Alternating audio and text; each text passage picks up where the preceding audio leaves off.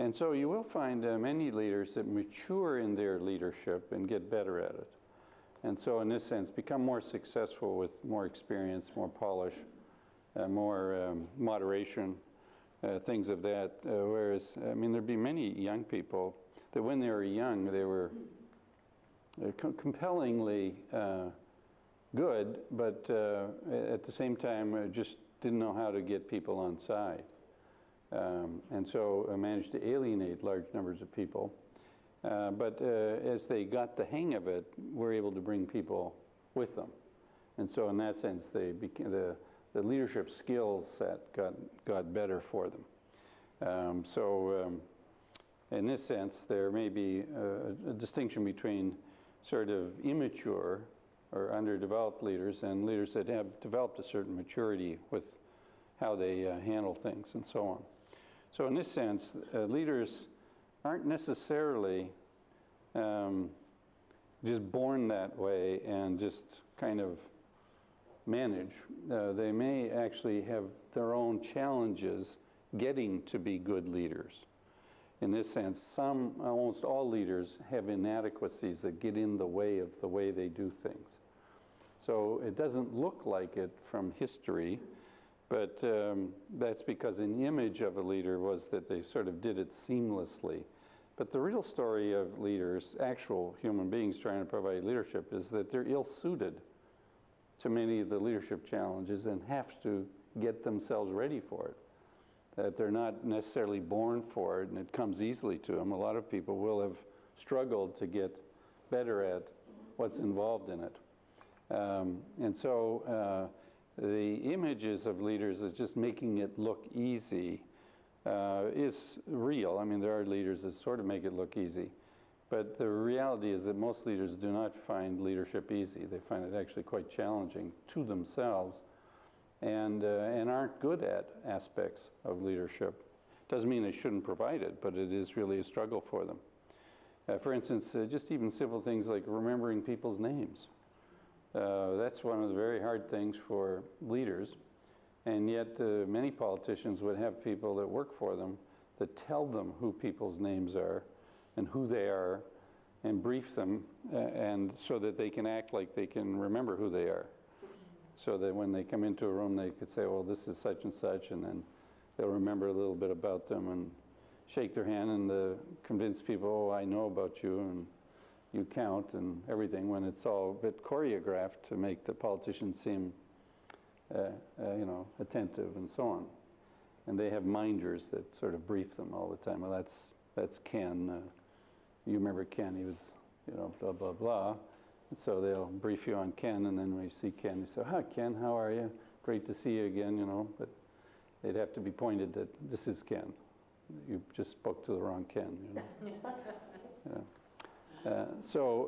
whatever the skill set or the qualities, leaders do not have an automatically inborn, everything comes easy for them kind of set of gifts in this. But they may still have the raw essence of leadership and just simply need to develop their capabilities better. So if you like, all leaders are at some stage of development. They're new to it or they're experienced but could stand to be a little bit better at it. So in this way, it's good to see kind of leadership as an evolving capability. And so you'll find in the careers of citizen leaders, many of them, that they started in one way and their kind of leadership evolved.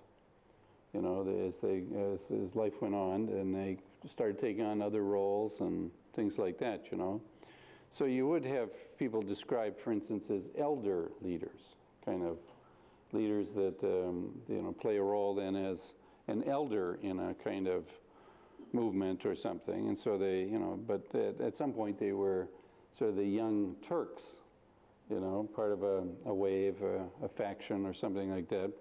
So the roles can change for leaders over the course of a leadership career. And leadership careers can be interrupted. It's quite possible for people to stop providing leadership for long periods of time and then return to it.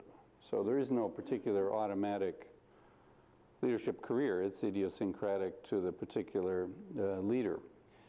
And it's quite possible that leaders have a dialogue with themselves about what they're willing to do. In other words, the challenges of leadership may be unappealing to the person, and so you can often have leaders that are deeply reluctant. They'd rather do anything except provide leadership, because everything about leadership looks so unappealing to them. They'd rather say, I'd rather go shopping than provide leadership, because leadership just has me doing all kinds of things that I find dreadful, and I really have no appetite for it. I don't think I could go to another meeting with those people. They drive me around the bend and this, that, and the other. So it's very unappealing. So the idea that leadership is something that most leaders want to do is absolutely not the case. They actually would prefer to do something enjoyable, because leadership's demanding and whatnot. For instance, I often, because I'm very good at calling things what they are at times, people often say, well, you say something, you always say it so well, so they put me up to it. You say, I'll support you, you say it, and so you stand up to the plate and you say something, and you turn around to all your supporters, all of whom have left town, and you realize they didn't support me. They got me to put my neck out, and so you realize after a while there isn't going to be anybody supporting you. You're on your own. If you're going to do this, don't expect support. You're just going to have to take the heat yourself. And as long as you're okay with that, then you could do that. But maybe you're not okay with it, so you may need a lot more persuading to do things than somebody else does, because you've been there, done that, and don't want to go back there.